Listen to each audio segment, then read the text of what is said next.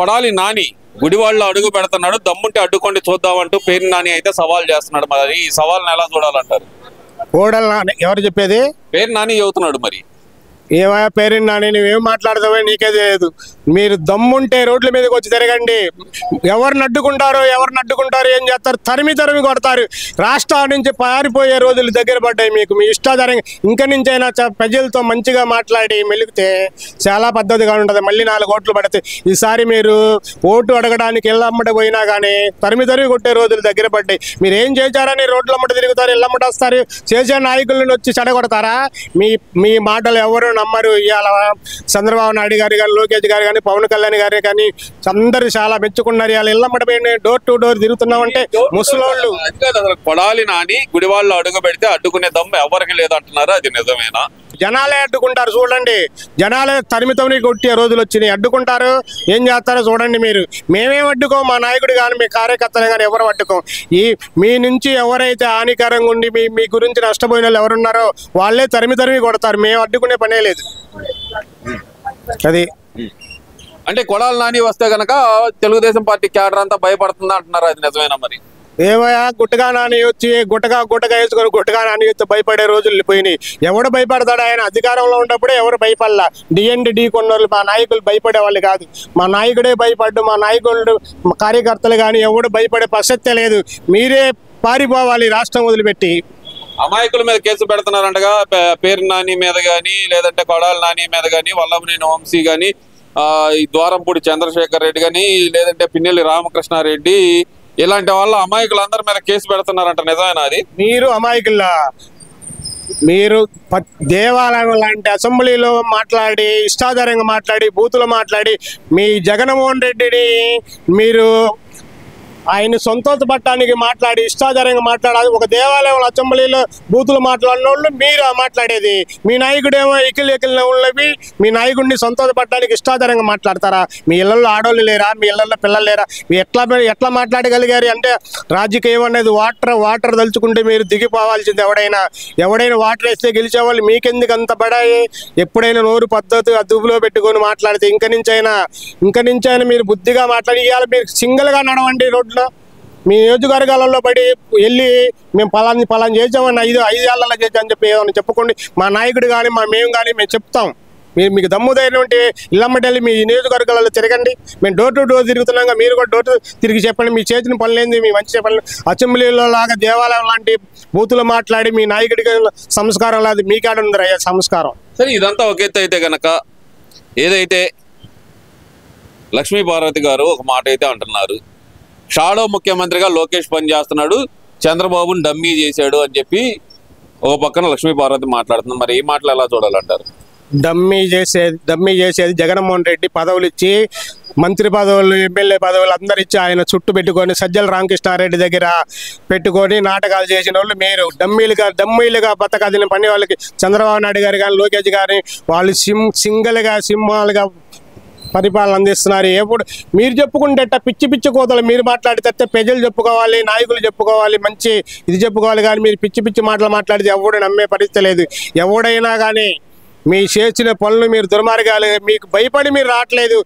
అట్లాంటి లక్ష్మీపార్వతి మళ్ళీ ఇన్ని రోజుల తర్వాత మళ్ళీ బయటకు వచ్చి చంద్రబాబు గారిని, లోకేష్ గారిని టార్గెట్ చేయడానికి గల కారణం ఏమనుకోవచ్చు అంటారు? ఆమె ఏంటంటే ఆమెనే పెద్ద ఆవిడని చెప్పి ఏమంటలేదు.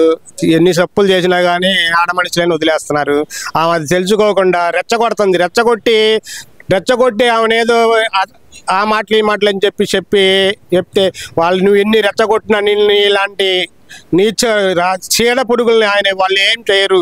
ఎందుకంటే నువ్వు రెచ్చగొట్టి తిట్టించుకోవాలని చెప్పి నువ్వు మాట్లాడుతున్నావు. కానీ వాళ్ళు ఏం పిచ్చోళ్ళు కాదు. నువ్వు రెచ్చగొడితే రెచ్చపోయి నిన్ను అట్లా ఇట్లా మీలాగా, మీ నాయకుల్లాగా, మీ వైసీపీ నాయకుల్లాగా, జగన్మోహన్ రెడ్డి లాగా, మీ ఎమ్మెల్యేలు ఎంపీలాగా మాట్లాడటానికి మా పవన్ కళ్యాణ్ కానీ, మా లోకేష్ గారు కానీ, చంద్రబాబు నాయుడు గారు కానీ ఎవరైనా ప్రతి అడుగు మాట్లాడేటప్పుడు ప్రతి మాట అడుగు వేసి చెప్తారు. కానీ ఇలాగా ఇష్టాచారంగా మాట్లాడి నలుగురిలో అని ఊపించుకునే పరిస్థితి లేదు.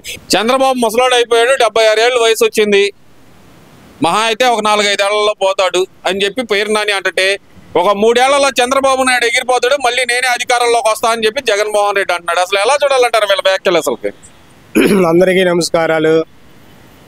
ఇప్పుడు ఎవడైతే పోతారు అన్నోళ్ళే వాళ్ళే పోతారు. చరిత్ర చెప్తుంది. ఇక్కడ మనం చెడపకరా చెడేవని ఉంది. చెడపకరా చెడేవని పెద్దోళ్ళు చెప్పేవాళ్ళు, మాకు కూడా తెలియదు. చెడపకరా చెడేవని, అంతేగాని వాళ్ళు పోతారు వీళ్ళు పోతారని చెప్పే బదులు మీరు పోకుండా చూసుకోండి.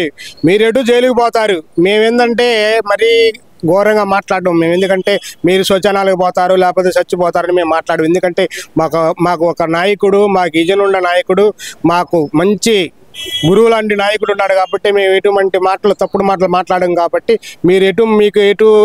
మీకు ఎవరు చెప్పేవాళ్ళు లేరు కాబట్టి మీ నాయకుడే మాట్లాడతారు. కాబట్టి మీ నాయకుడికి లేదు, మీకు లేదు సంస్కారం. అందుకని మా నాయకుడికి ఉంది, మాకు సంస్కారాలు ఉన్నాయి కాబట్టి మేము మాట్లాడు. పోతారనే ముందు మీరు ఆలోచించండి. మీరు ఎటు జైలుకు పోతారు. జైలుకు పోయి జైలు చిప్పకూడి తినే రోజులు దగ్గర పడ్డాయి. అందుకనే పోతారని చెప్పి మీ మాటలే మీరే చెప్పుకుంటున్నారు.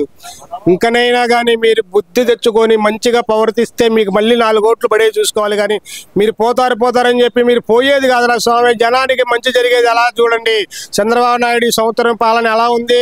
సూపర్ 6 సూపర్ పరిగెత్తుతున్నాయి. ప్రతి వాళ్ళు కూడా మేము డోర్ టు డోర్ వెళ్తున్నాం. ఇప్పుడు మేము చంద్రబాబు నాయుడు పిలుపు మాకు డోర్ టు డోర్ వెళ్తుంటే అమ్మడబడుతున్నారంటగా మిమ్మల్ని. సూపర్ పరిపాలనని తొలడిగని చెప్పి మాకు చంద్రబాబు నాయుడు గారు మంచి సూచన ఇచ్చాడు.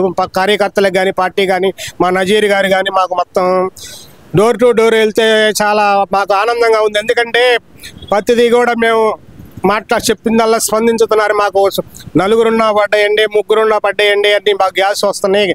కాకపోతే 3 వేస్తానని చెప్పి ఒకటే పడిందంట అని చెప్పి మాట్లాడుతున్నారు.